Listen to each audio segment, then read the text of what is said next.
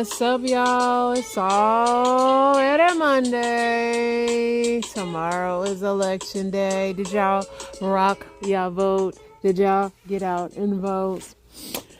Be responsible. Yeah, it's already Monday. We only have one more day left of election ads. Isn't that great? That's my most favorite part of all this. But yeah, it's Monday. What did I do this weekend? My husband had to work on Saturday, so I played Call of Duty for 9 hours straight. 9 hours straight. And I watched TV because my husband has like a mini TV downstairs, so I had like Call of Duty on the big TV and then TV on the regular TV. I was so overstimulated by the time I finished playing that when I laid down to go to sleep, my brain literally powered down like a computer. Like, my eyes are so big playing Call of Duty and watching TV and just gaming that I was so overstimulated, man. Did you all set your clocks back as well? I can't stand fall back. The fact that it's November 4th is wild too.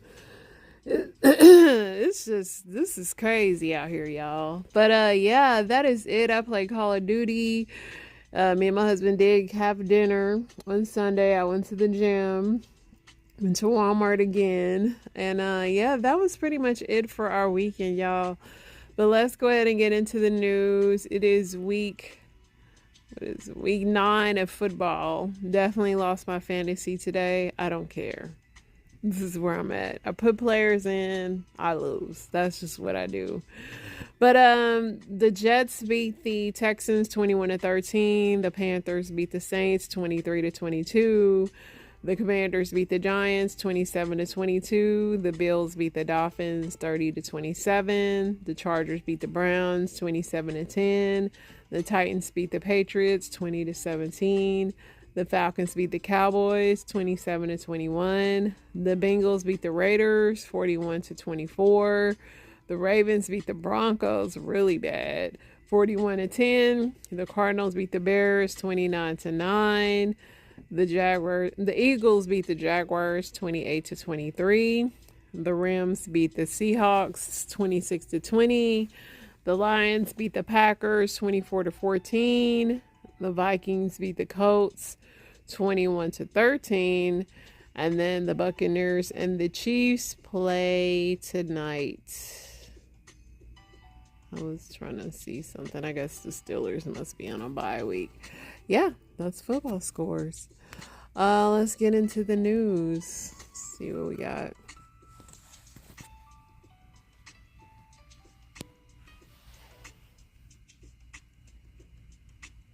Anger and frustration erupt in Spain as King Felipe VI arrives in town of Perporta to survey the damage from historic flash floods that unalived more than 200 people on Tuesday night.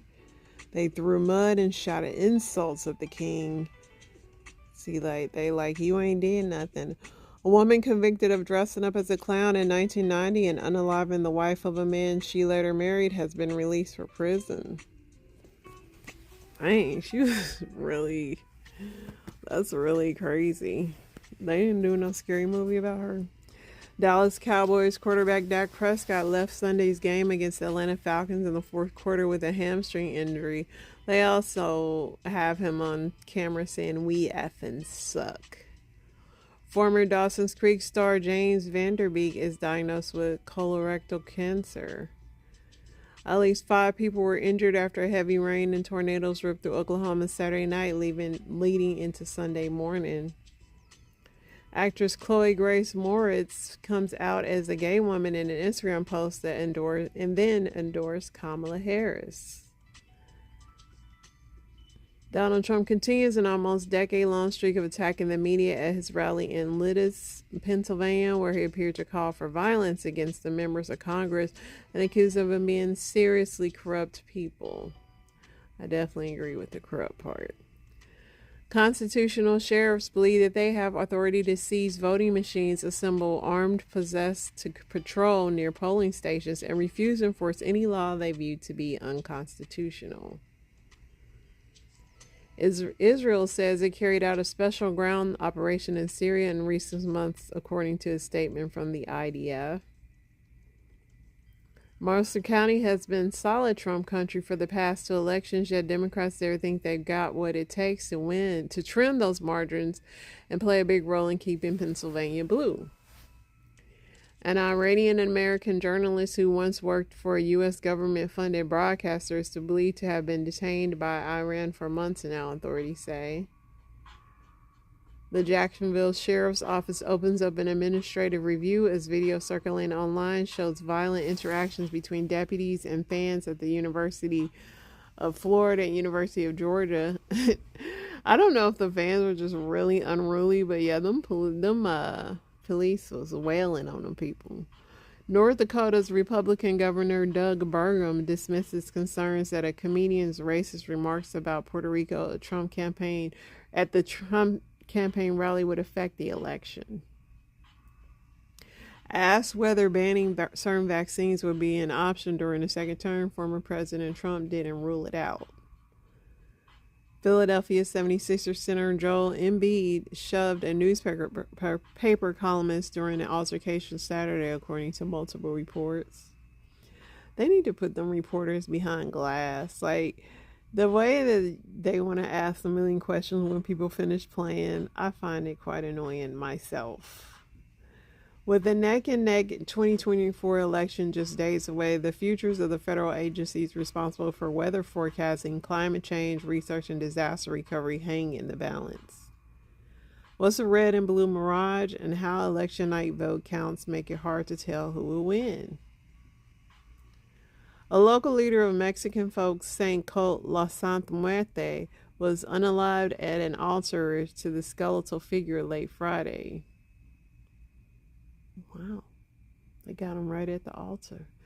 Arizona law enforcement alleges that an 18-year-old unalived his mother and tried to report her as kidnapped to cover up the death. Wow. Whoever is elected the 47th president of the United States will start a rare advantage, a solid economy. Gas prices are down 35 cents from a year. The job market is cooling but sturdy. Unemployment low, inflation and all but back to normal. Low inflation? I don't know about that. Abdi Nagy of Netherlands wins the men's race at the New York City Marathon, and Sheila Chaparro of Kenya takes the women's event. The FBI is investigating a case involving a black man whose body was found hanging in an abandoned home in Alabama amid claims from his wife that his unalignment was made to look like a smugicide. You know, just can't say certain things. Some voters are sharing intimate explanations for what drove them to the polls, dedicating their vote to someone, usually a child or grandchild, unable to exercise the right. A retired art dealer in Palm Springs was fatally unalived in 2008, what prosecutors have described as an elaborate plot orchestrated by two grifters, but nearly 16 years after his unalivement, the case remains unfinished. Chappelle Roan surprised fans on Saturday Night Live by going country in both look and sound for her second number of the show.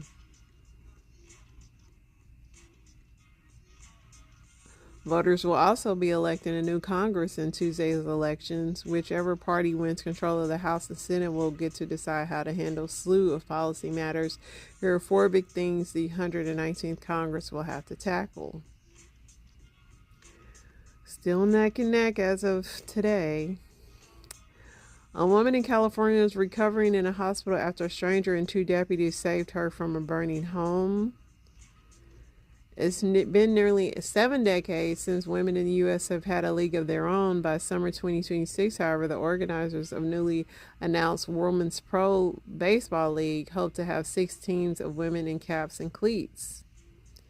I'm surprised we don't have a professional women's baseball team.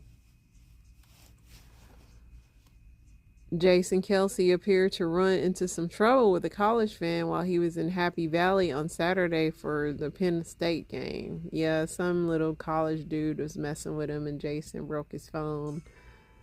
We'll probably have to apologize about it, but it is unfair that people can just run up on you and say whatever they want. And just because you're famous, you can't say nothing back. But that's why Jason Kelsey, as big as he is, he might need to consider some security. Got to keep people from running up on you. Vicksburg National Military Park is the final resting place for thousands of Union soldiers. A new effort ensures the contributions of black soldiers will be remembered. It's in Mississippi. People who ate moderate amounts of kimchi daily are at lower risk for developing obesity. Yeah, because it's disgusting. You'd be very skinny and it'd be coming out of your pores. 2 Ohio police officers were charged with reckless unalivement and the unalivement of a black man who pleaded "I can't breathe" during a police encounter. Researchers in Portugal set out to investigate if caffeine is solely responsible for making people feel more alert or if other parts of the morning ritual trigger that energetic feeling. Astronomers have discovered a rare in-sync solar system with 6 planets moving like a grand cosmic orchestra. The find can help explain how the solar systems across the Milky Way galaxy came to be. A cave painting in Indonesia is the oldest such artwork in the world, dating back to at least 51,200 years, according to an international team of researchers. Kamala Harris slammed Speaker Johnson's comment about Republicans might seek to repeal CHIPS and Science Act if they take control of Congress in upcoming election.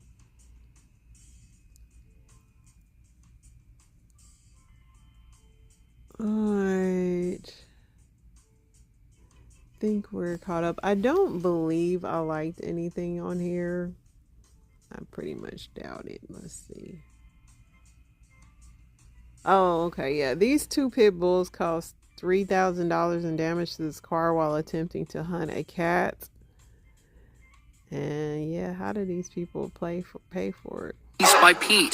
It's the dead of night, and 2 pit bulls are attacking a car. In fact, they're taking it apart.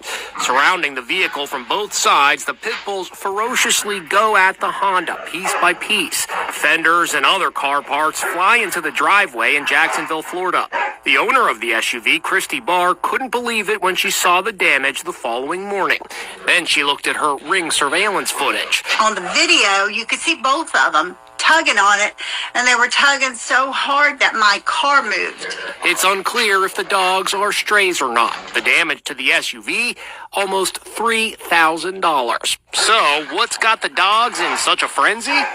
This little guy, the neighborhood cat. There's the frisky feline just before the attack. She actually hid in the engine during the ambush and escaped unharmed. Nobody believed me until they saw it on tape. Wow.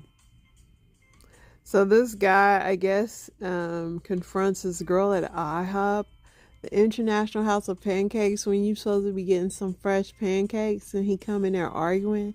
I got a problem with that. Because I hate when you're ready to enjoy some good food and people want to have an argument. It just messes with me.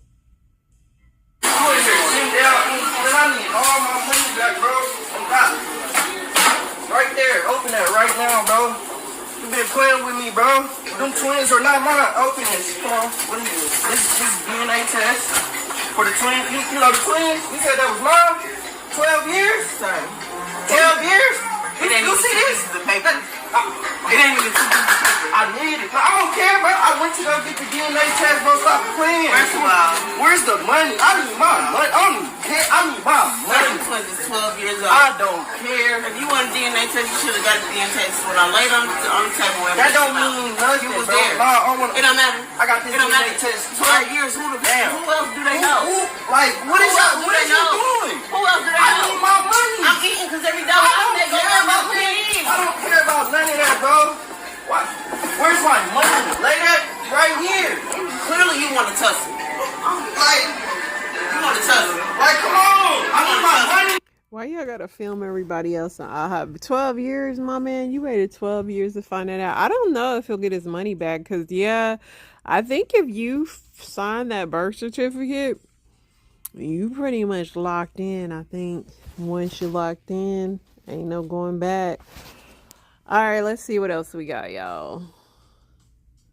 Sweetie does not like people that put pineapple on their pizza. I agree, it's disgusting. Kamala says she will legalize marijuana. Big Meech got some new teeth. He came home. I'm assuming he must have had a gold grill or something back in the day. Because, old school dudes, that's what they have. But he got some new teeth.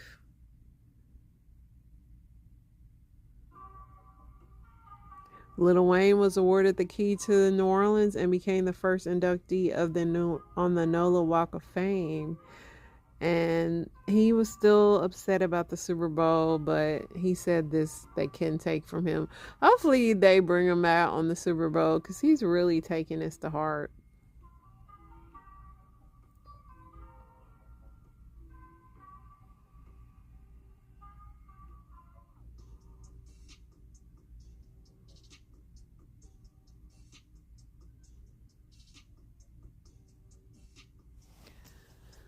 All right. Let's see what else we got on here, y'all.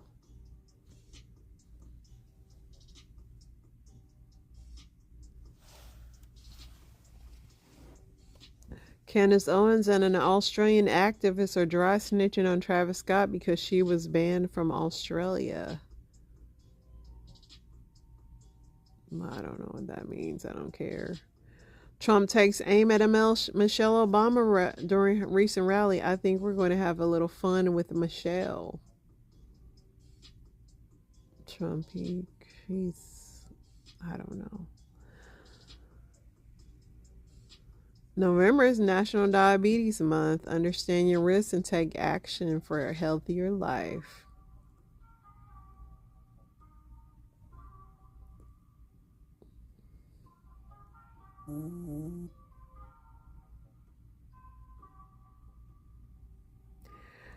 Deadline is approaching. November 4th is the last day for Americans to claim part of the 29.55 million Zoom info data privacy settlement.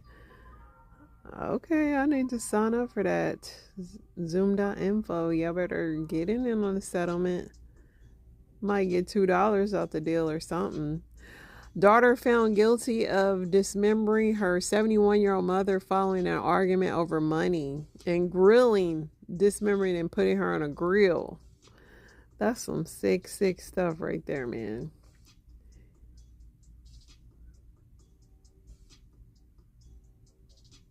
What's the one soul food Sunday dish nobody but your grandma could make right? I would definitely have to say like some cake. My grandma was really good at making cakes for dessert. She was really good at that. And cabbage for sure. The city of Miami Beach officially revokes Diddy's key to the city amid mounting legal troubles.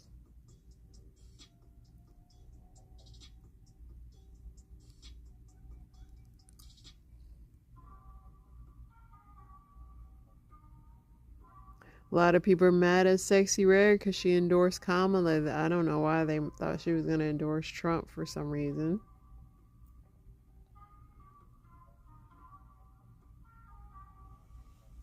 The teen now battling kidney failure after the severe E. coli infection linked to McDonald's Quarter Pounder. She's 15, and yeah, she's still going through it.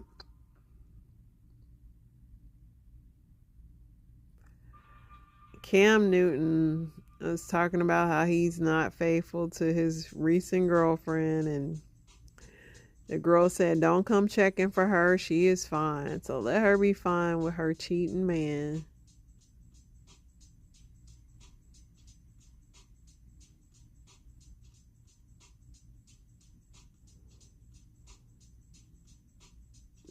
Texas woman passes away after a delayed miscarriage after she tried to go to several states for treatment but was turned away due to the abortion laws, which is really sad. Trump talks about his beautiful white skin while reflecting on sacrifices at a rally. He says white skin, oceans, waves, and beaches.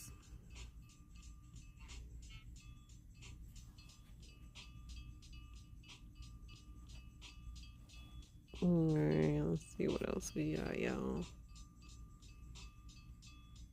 Can you sit at a restaurant and eat by yourself? Absolutely. Not one problem with that.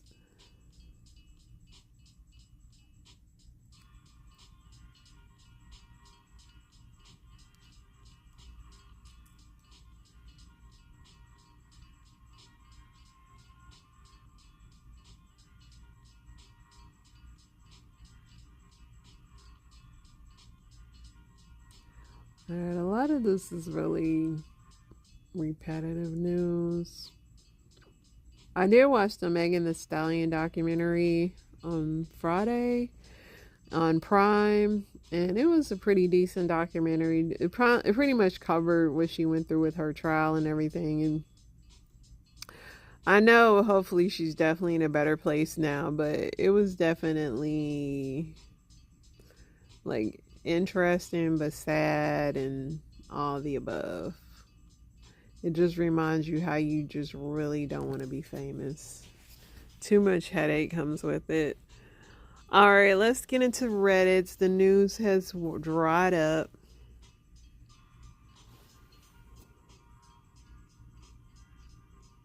What is one never have I ever thing for you? Let me read some of these. Because I have a lot of never have I ever. Like, I'll never have an orgy. I'll never, like, jump out of a plane. Like, there's a bunch of them. Somebody said, you know those hardcore mountain biking videos? Yeah, I'll never do that. Meth. Yeah, meth or any drugs. I'm good on that. I've never liked heights and never tried bungee jumping. Nope. Stay in a room with a flying cockroach. Definitely not.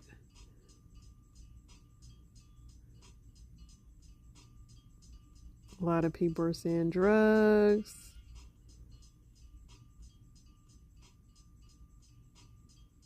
Climb Mount Everest. Hot air balloons. Yeah, I'm good on a hot air balloon. Spending New Year's in Times Square. I'd spend it looking out the window.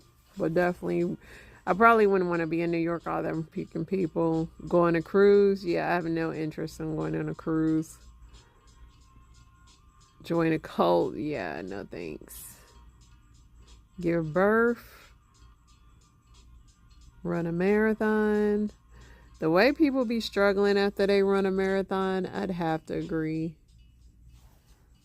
Watching the Kardashians. I have not watched the Kardashians in forever. Licking booty holes. Definitely not licking a booty hole.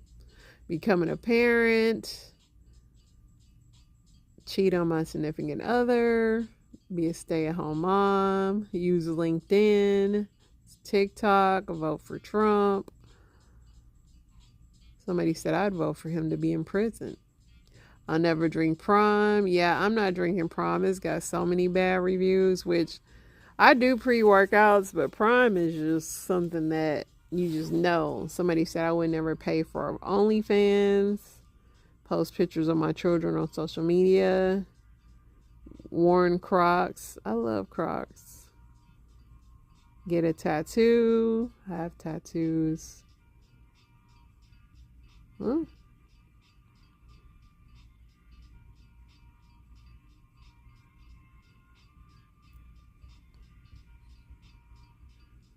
What does the richest person you know do for a living?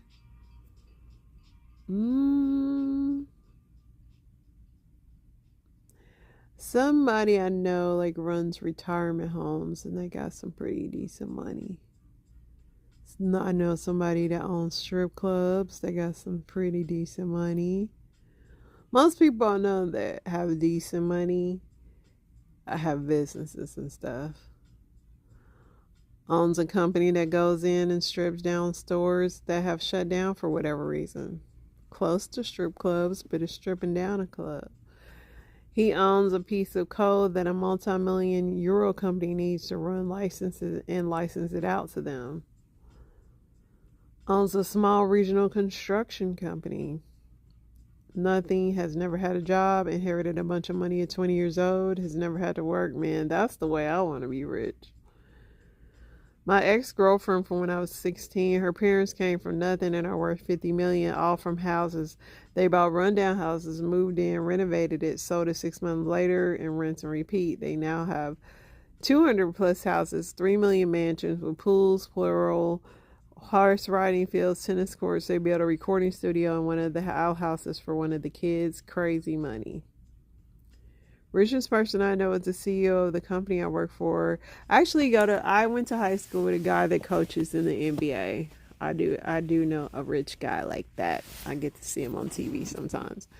Richest person I know is the CEO of the company I work for. It's a very large company that you all have heard of. I can say I know him, that he knows me, just a professional basis. His salary is public record, 22 mil. Real estate development, pastor of a mega church.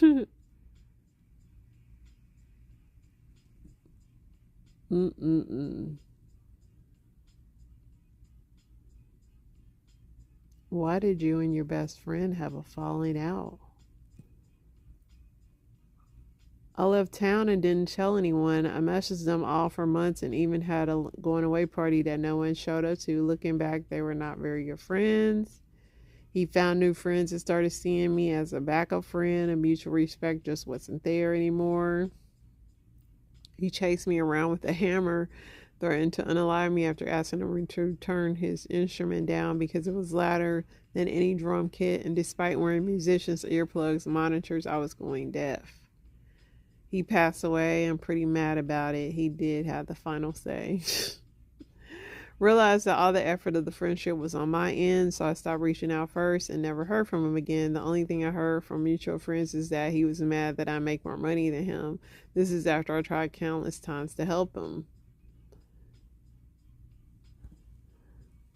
Yeah. What is a piece of common advice that you think is actually bad? Follow your passion and the money will come. Ignore the bullies and they'll leave you alone. Money doesn't buy happiness, like sure, but it makes it easier to live a comfortable lifestyle. Time heals all wounds. Everyone deserves a second chance. Do whatever your heart desires. Blood is thicker than water. Good things come to those who wait. Don't go to bed angry. The problem with these being bad is that y'all not applying them right. Never take no for an answer. Never burn any bridges. If you can't handle me at my worst, you don't deserve me at my best is a quote that needs to go away for now, but for two reasons.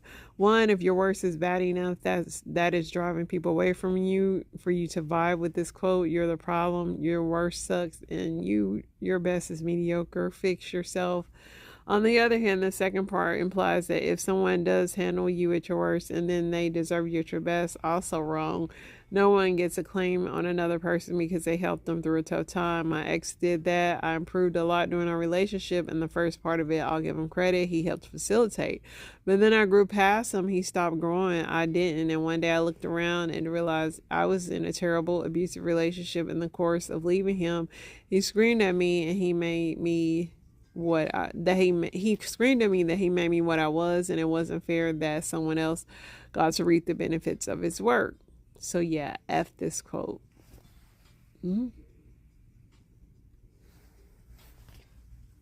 Let's see what Am I the A-hole got going on.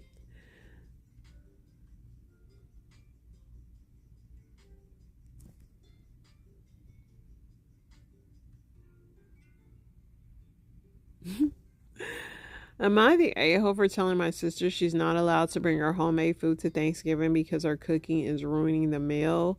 Every year, our family does a big Thanksgiving dinner, and we all typically bring a dish or two. My sister, who's a lovely person in every other way, insists on cooking something homemade every time. The issue? She's not a great cook, and I don't mean just not great. I mean, she has somehow managed to turn classic dishes into borderline inedible creations. For context, last Thanksgiving, she showed up with her special recipe stuffing that was over seasoned with random spices like cinnamon, and I don't know what that is. It was dry and the flavors were confusing and totally off for stuffing. Only one person took a small bite and the rest went untouched. Another year, she bought a green bean casserole and had some kind of strange chewy texture that she later admitted she used coconut milk and almond flour to experiment. No one wanted seconds of that either. This year, I'm hosting Thanksgiving. Since I'm responsible for putting it all together, I wanted to keep the menu consistent so that people could actually enjoy a cohesive meal. I thought I'd avoid drama by asking her to bring non-food items like wine, soda, or some flowers. I explained to her very kindly that I just wanted things to be easy and streamlined, and I handled the main dishes, but she didn't take it well. She got offended and told me I was being controlling and shutting her out of the family gathering. She then accused me of making her feel inadequate and said that Thanksgiving is about everyone contributing, not me deciding what's acceptable. I told her that everyone appreciates her effort, but that she can contribute in other ways and still be part of it. She doubled down and said she's bringing her famous green bean casserole whether I like it or not. Now my mom and a couple of other family members have chimed in saying I should just let her bring whatever. I mean, just let her bring whatever she wants. It don't matter. It's not that deep. It doesn't. Nobody has to eat it. People know who can cook. If she wants to cook to her little heart's desire, let the girl do it. Somebody said let her bring it. Maybe she's been practicing and it's good. If not, maybe she'll get the hint. Just let her bring the green bean casserole and make it. Yeah, just make it. I agree. Just let the girl bring it. It's not this deep. All right, let's get into my story times, y'all.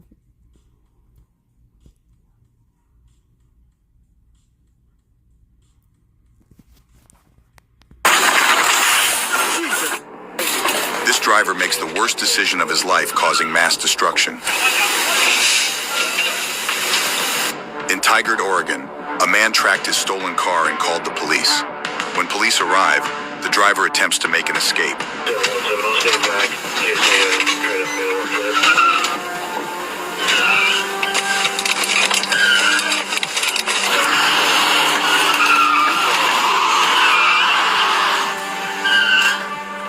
Get out of the car! Show me your hands! Show me your hands! Here, look out, look out! Jesus.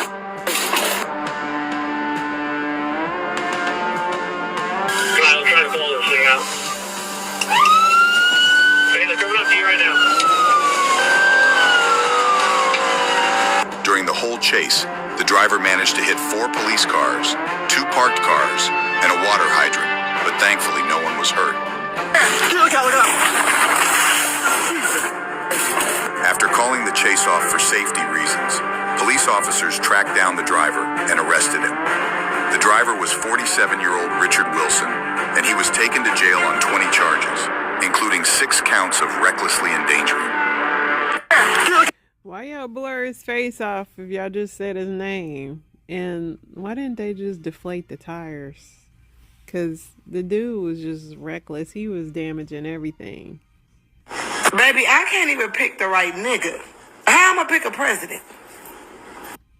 I mean, she got a point. I'm brought back to Mass General Hospital, and one day on rounds, they didn't really know what to do with me. I wasn't getting better. I wasn't dying. So they just kind of come in this internal medicine unit, kind of, all the doctors walk around and check on each patient every day. And one day on rounds, I hear this doctor say, "Hey, you guys hear that? You guys see that? He's moving something." And I immediately hear crosstalk. Other doctors know that's involuntary. I got his brain scan right here. It's impossible. And it was the first time somebody in the medical, realm talked to me in about 10 months. And he said, "Hey, I don't know if you can hear me, but if you can, do that again. So in my head, I'm like, oh my God, this is my one shot to signal and do something to get out of this. And so I tense on my body as hard as I could. I'm like, trying to bench press like 500 pounds. And as I'm saying to myself, shit, I can't do it, I hear, wow, look at that, he's actually doing it. I'm broke. Praise God, because this story, I talked about this last week with this guy that was in a coma and his wife left him, and he just like talked more about his story. But he also said like because he can hear the whole time he was in a coma, which is like a new fear unlocked for me, because you think like you're in a coma, you're going to be sleeping, resting in la la land, maybe visiting with God or something like that. No, this dude could hear everything, and he could hear people come in his room and say like, oh, I'm not brushing your teeth today, I don't feel like stuff like that. Oh my gosh, like, thank God the man is back though. You got an ass to hold nobody up with. You ought to be ashamed of yourself. And get on your damn knee and pray sometime with your motherfucking ass. If your ass hadn't been fucking, you'd have been out there trying to pray for somebody. I said if your ass hadn't been fucking. If your ass hadn't been fucking. If your ass hadn't been fucking. They very vibe on the Andy Griffith. Your ass hadn't been fucking. You've been out there trying to play some the Andy Griffith show. What's on now? Grandma, you be cursing that lady out every day. She be getting on your nerves. Every day. She ain't got no ass to put in her number, and every time she get up, she got to put them damn pants up on her ass, so they stay up on her ass. She ain't got no ass to hold it up. And I always trying to talk about somebody, and they ain't got no ass. They ain't got shit back there, but a flat ass. It ain't worth 2 pennies. It ain't worth 2 pennies with a hole in it. I said it ain't worth 2 pennies with a hole in it. Because she can't hold up a pair of pants on her ass. She cannot hold up a pair of pants on her flabby ass. That flabby ass back there you got to pull the pants up every time she get up and down. She don't know how to put the pants on. She ain't got enough ass to hold pants up with. So I just leave that shit alone. I leave that fucker alone because she got so many fucking ass to do and ain't doing damn thing with million other people's business. I tried to tell her, stay out of other people's business because she tried to be grown. She ain't grown. She need to go somewhere and get an education. Her ass ain't shit. Her ass ain't shit. I wish the ladies that I had before her would come around here and decorate her motherfucking ass. She could go on by her business. Ooh, the baby. Look at the baby. Insurance starting at under $1 a Look at the baby. I was yesterday. Somebody didn't nobody come down here. I'm gonna get up off my go to hell with your dumb flat ass. Go to hell. Go to hell with your dumb flat ass. Carry your flat ass on out there and do what you doing. You ain't doing a damn thing no how. Take your motherfucking ass on out there. Cause that's all you is, a motherfucker. I said if you wasn't a fucker.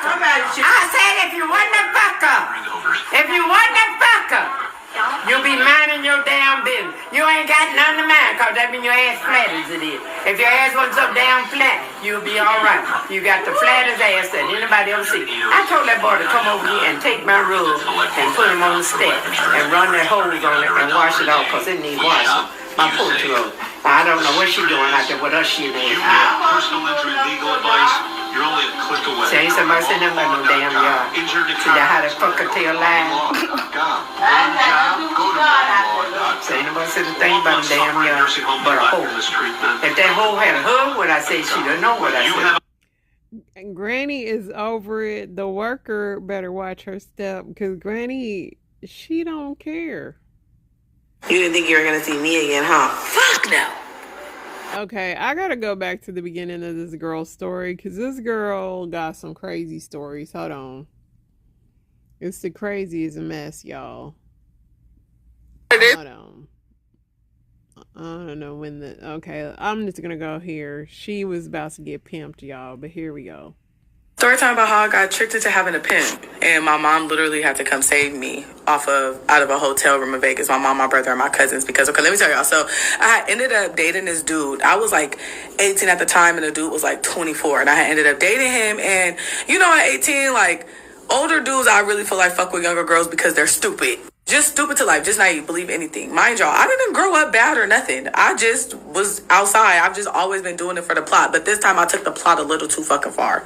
And I really didn't understand what I was getting myself into. My mom was always telling me, I grew up in Vegas. She was always telling me, like, you need to be careful. It's men out here. They try to prey on young girls. Like, they'll get you to do stuff that you don't want to do. And I'm like, yeah, whatever.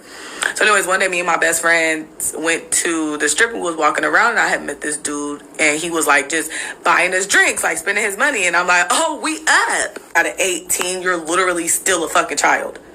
At 18, you're only 9 years older than a 9-year-old.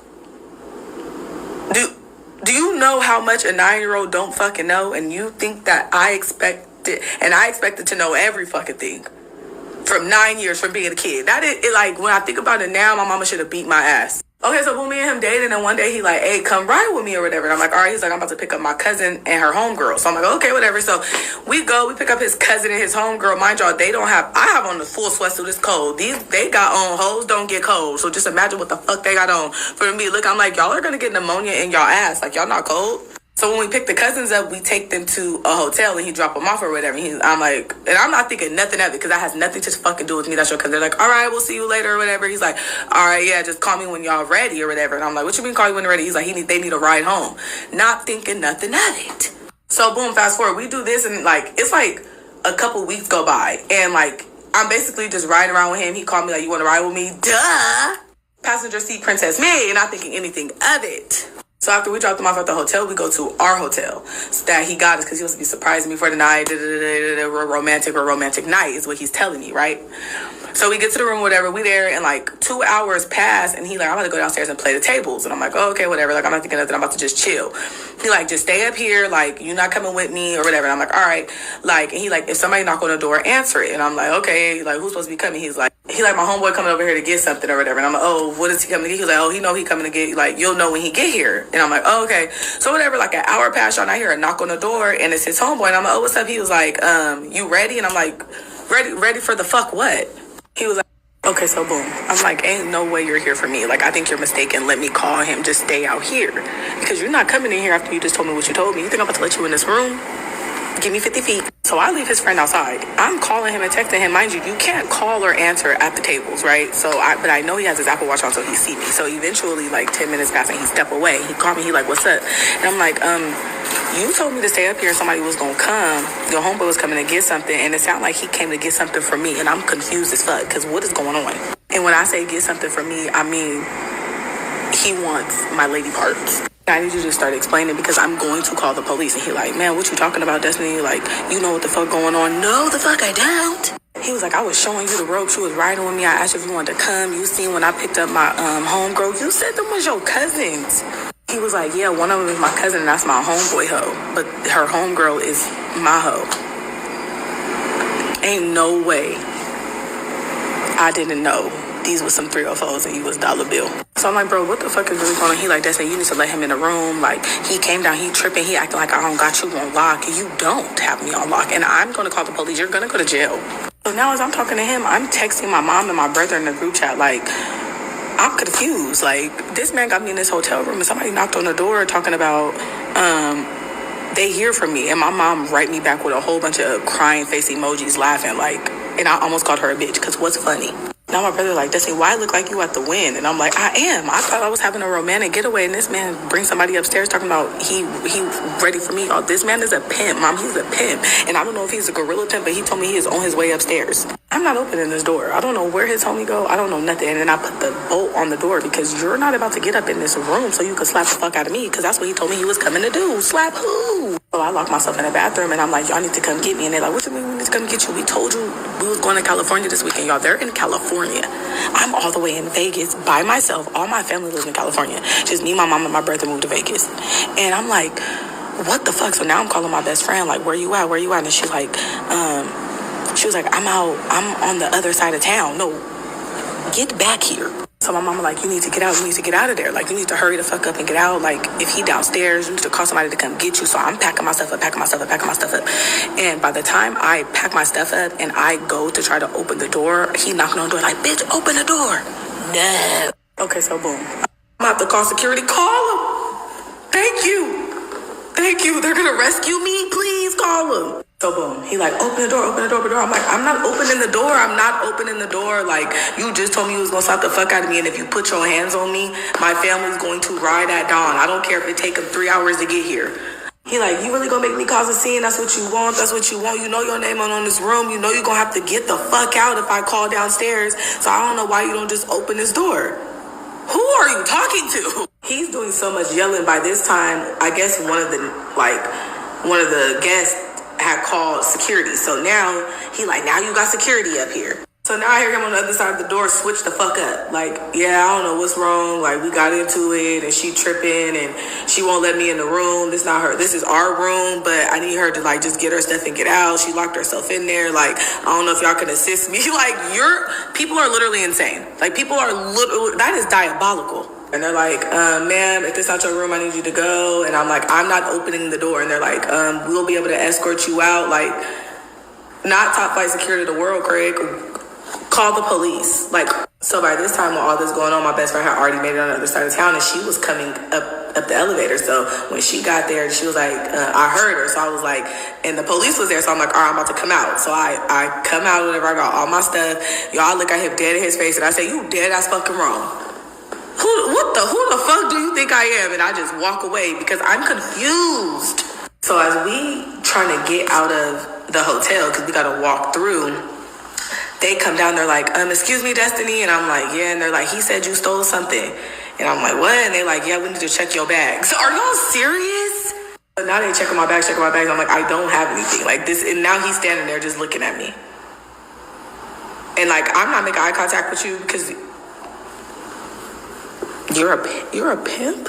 And I'm telling him, like, he knows I don't have none of his stuff. Can I please just go? Like, I'm uncomfortable. I don't want to be here. Like, he's weird. Like, you're weird. You're weird. So by the time me and my best friend make it to the car, y'all, I am shaking. Like, when I say shaking, I am shaking like a stripper at church. She look at me and she go, make that money, girl. Don't let it make you. This is not the time for fucking jokes. So when I finally, like, get to safety, because, like, what the fuck is going on here? I blocked him on everything. He cannot contact me. I ain't talked to him. He has none of my social media. Like, my family blocked him. Like, not like my cousins and stuff. Like, block him. He can't see nothing, right? So, whatever. Like, 2 weeks past, y'all. I'm in Hamburger Hut waiting for my wings, and all I hear is, oh, you didn't think I was going to see you again? I'm about to call some...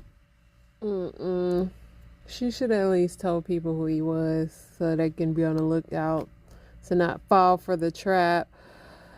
Y'all, Peanut got, but let me to do this first.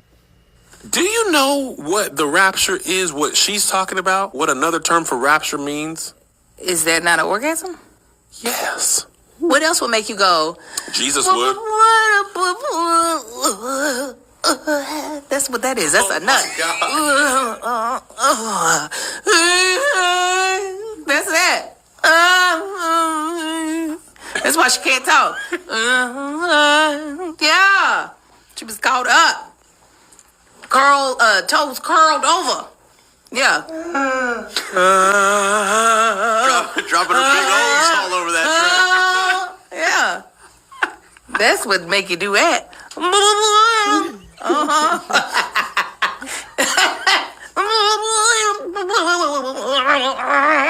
That's what make you do that.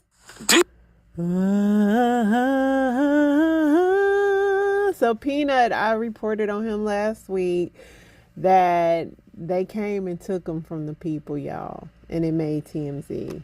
We just learned that they have euthanized Peanut. And the raccoon as well. And the raccoon as well. I am so sorry.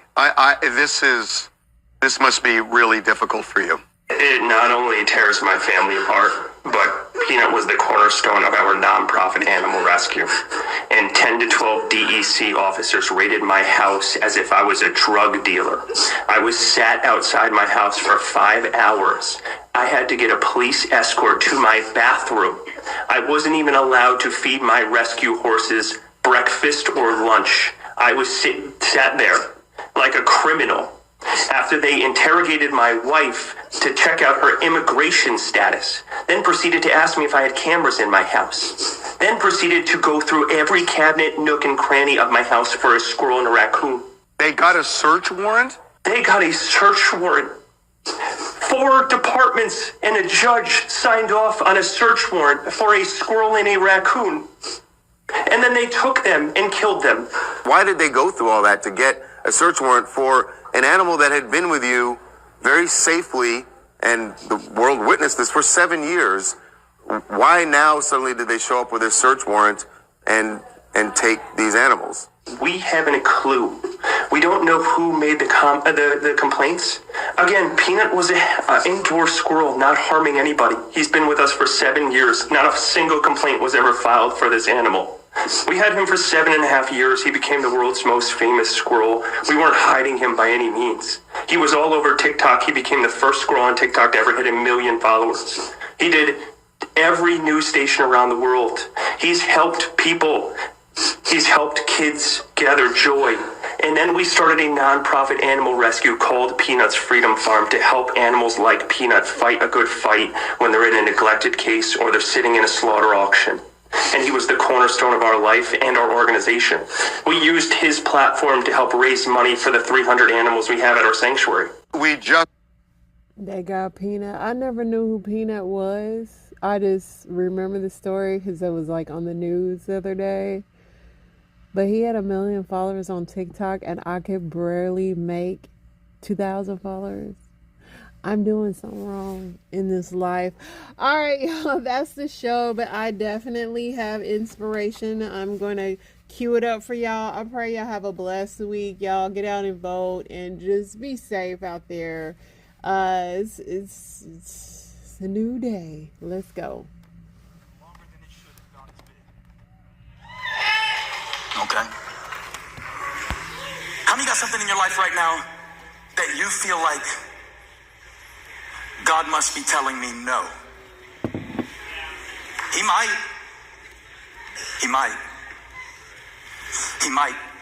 One time in the Bible, King David, he wanted to build a temple for God. Who better to do it? He wrote all the songs. Ooh. Why not build the house that would house the songs that he wrote for God? But he didn't get to do it. In fact, the prophet told him, go ahead, do it, man. That sounds good. And God stopped the prophet in his tracks. And the prophet had to pivot and turn back and say, David, I went home and prayed about that thing. And dude, I love you so much. And you are so amazing. And you are so incredible as a leader. I thought, well, surely God will let him do it. And God will say yes to you. I mean, you want to build God a temple? Why wouldn't God get behind that? It's a good thing in your heart. But the Lord said, well, he didn't say no. He said, not you. That's hard to hear. Not you. He said, your son Solomon is going to do it. You got too much blood on your hands. But I'm still going to do it through you. And David spent the rest of his life storing up the materials to hand over for a project that he would never personally receive the benefit from.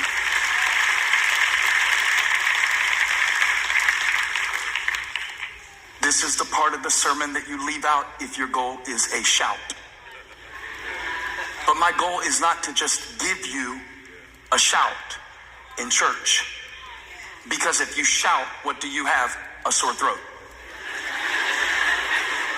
What we have to learn to do is realize that Jesus is a miracle worker. Yes. Jesus is the Savior, paid for our sins on the cross, and that is the purpose he came for, to rise from the grave, to have dominion over death, so that we could call on his name and be saved. Yes. He is also a teacher. And a good teacher knows when to go slow. Maybe he is going slow because he wants to show you something. I hired a guy to teach me guitar years ago, and I went to one lesson. He seemed more interested in impressing me with how fast he could play it than showing me how I could. I thought, this won't work. If your whole goal is showing me how much you can shred, I leave knowing nothing and you feel good about yourself. The proof that you are good at this is that you can slow it down enough that I can watch and say, so I do 3rd fret, 4th fret, 6th fret, 1st fret. I mean, if he really wanted to teach me, he has to slow it down. We ask Jesus to teach us things, and we're surprised when he slows it down. We ask him to teach us to be more loving. We are surprised when he slows it down. We ask him to give us patience. Bad idea.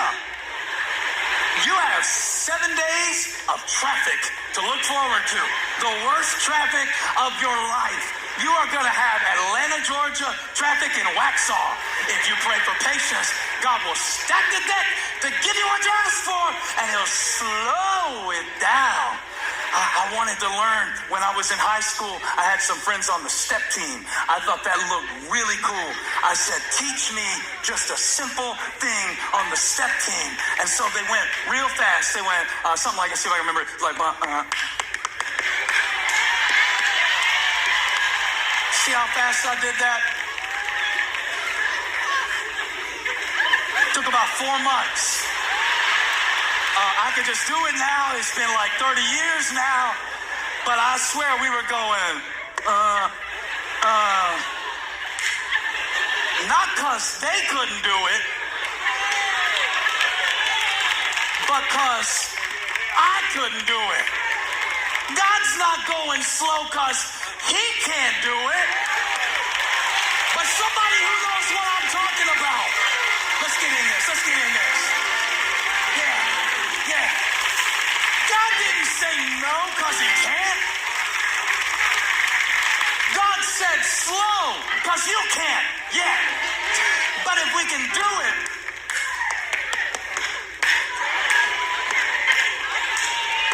I still remember this all those years because they slowed it down for me. You got to go slow for Stephen. Stephen can't do all that real quick. He's got a good heart, but he needs it real slow. Peter's real slow. John's kind of slow. Nathaniel's kind of slow. The disciples are kind of slow. How many are willing to admit it may take God slowing this down in my life, and he might not be giving it to me when I want it, out of kindness? God making it convenient isn't always kind. I think it would be amazing, right? If he said, okay, y'all are out of wine? Okay. And Mary says, they're out of wine. And Jesus says, I already got that taken care of. I found the well. Because y'all picture this miracle like they had a water hose. This water was not ionized. There is no faucet. Picture the miracle. Picture the miracle. Picture the miracle. They said, we're out of wine. Not we're running out of wine. Not we're going to be out of wine in a couple of hours. Let's do something about it now. We're out of wine when? Now. We need wine when? Now. This is what's frustrating about this kind of preaching, right? It's like wonderful, awesome, glorious, great. You're doing steps on the stage, but I'm just struggling through things that are real in my life, and I don't have time for that right now. Well, maybe there is something that Jesus wants to do in the process that will teach you where to go back when you need it again. Because I'm thinking he would have the power to go out to the well, wherever they're getting the water from. I need to slow this down one more time just to get my point across, okay? Jesus, they have no more wine. What does that have to do with me, right? We've got a request, a refusal, and then a revelation. Well, what's the revelation? Of course, he is the new wine. There's an old covenant represented by the water. There's a new covenant that will be made in his blood and ratified by his death. And he's showing us that, to be filled with his spirit. All of that is symbolized in the text. But simply put, this would have took a while to do what he told him to do. I love what Mary said in verse 5. Do whatever he tells you. Maybe that's the lesson he's been trying to teach us, y'all. Because we've been doing all kinds of math in our life about this and that, and this needs to happen, and that needs to happen. And Mary goes, do whatever he tells you. That's the math. A few months ago, we were online talking about girl math. You remember that? And then Holly showed me one the other day called mom math. It was when you're calculating all the times. We need to be there at 7, so we need to have our shoes on by 6:15. So that means we need to wake up by, it was hilarious. I saw it. I said, oh. Well, this week I'm preaching about Mary math. And Mary math goes like this. We got no wine and a lot of people. Do whatever he tells you. Stop letting the math distract you. I'll have enough time. I'll have enough years yet. I'm not old enough to do that. I'm not young enough to do that. Don't let the math distract you. Don't let the math distract you. For as we will see, 5 loaves and 2 fish can feed 5,000 if you do what he says. Now, if you don't do what he says, you're on your own. Get your calculator and good luck.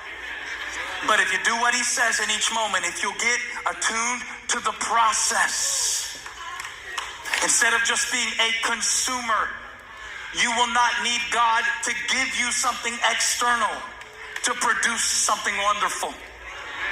For the Bible says that when Mary activated the presence of Jesus, what changed? They're out of wine. That has nothing to do with me. My hour has not yet come. When he says my hour, he's talking about his death. He's not saying I won't do it because it's not time yet. He's reestablishing the big picture. There's a request, a refusal. That's where some of you are today. The refusal. Well, life won't let me. Well, they won't let me. Well, I tried that. I've been trying that for years. The refusal. And then there is, get ready, a reset. He reminds her, my hour is not yet come. This is not my ultimate destination. And then she realizes there's nothing that she needs to convince him to do.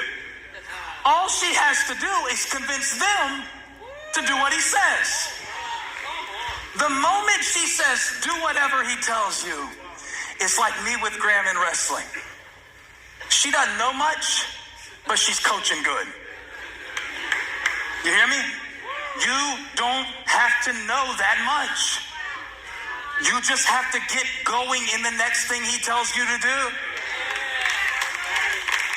Which meant for this miracle, which meant for this moment, which meant for this occasion, that they had to go out, get the water from the well. Why did Jesus not just bless the well and everything that came out of it was wine? Why are we taking bucket after bucket after bucket, putting it down in the well, drawing it out of the well, carrying it into the house, finding the jars? We've dumped a bucket. Do you know how big these buckets were? 2 gallons.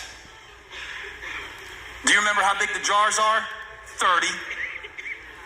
That's like, hang on, let me do some preacher math real quick. What's that like? 15-ish. Yeah. 20 to 30 gallons. So there's some variance, but and now I got to do this 2 gallons at a time. But that seems pointless. If you're Jesus, go out, bless the well, and then we'll just take it in. But the real revelation to me was in this. I think you missed this when I read it. I think you missed it when I read it. While they were going out to the well and back and forth, there wasn't just 2-gallon bucket, 30-gallon, 15 fillings, which would have taken a while. The Bible says in verse chapter 7, Jesus said to the servants, watch this very carefully, very carefully. Now I'm coming to the point of the message that I preached all the way here to get you to. Because I see you in your life struggling with some stuff. And I see you in your life dealing with some things. And I see you in your life going through a process that at maybe this intersection of your life seems a little pointless. The Bible says Jesus said to the servants, fill the jars with water, so they filled them to the brim. Read again. He said, fill the jars with water. So they filled them to the brim. Verse 8. Then he told them, now draw some out. What's your point, Pastor? You're really slowing down here. Do you have a purpose or struggling on how to close? Or do you just want the parking lot to be chaotic between services today? Are you sadistic? I'm slowing it down to show you something. I'm slowing it down to show you something. Put verse 7 up there again. Then Jesus said to them, fill the jars with water. So they filled them to the brim, which is fine, but this is an emergency. We have no wine. And a lot of people in this culture, that was the ultimate shame. Because I know what some of you are thinking. It was probably good that the alcohol got cut off at this point in the week-long wedding. Maybe that was God making them run out of wine. It's symbolic. It's a culture of honor. And so there is shame present. And so Jesus is stepping in not to deal with their alcoholic consumption situation. He's dealing with their shame. And one thing that feels really bad, I don't know about you, but I hate the feeling in life like I've fallen behind. The embarrassment of thinking I should know how to do that by now and I don't. The embarrassment of feeling like I should have my family here by now and I don't. The embarrassment of going, I should have whipped this 6 years ago and I didn't. Now the fear of falling behind has been combined with the reality of being at the bottom. There is no wine. This is an emergency. This is urgent. So why wouldn't Jesus let them fill one jar and start distributing it? Why? Read the text. It says they had to draw out the water and fill them to the brim. That means they had to fill all 6 before anything changed. It wasn't as if they poured the water and the water became wine, because that would have made sense. And if it made sense, then maybe they would have been addicted to it instead of believing in him. So they're pouring water.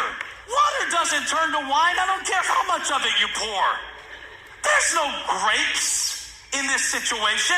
There is nothing to suggest this is going to work. So the service, pouring and pouring and sweating and pouring and sweating and pouring and checking. Did anything happen yet? Is it drinking wine? Did he bring the wine? No, not yet. And so now imagine they get the first jar full. That's 15 buckets full. That's plenty to demonstrate that I take you seriously.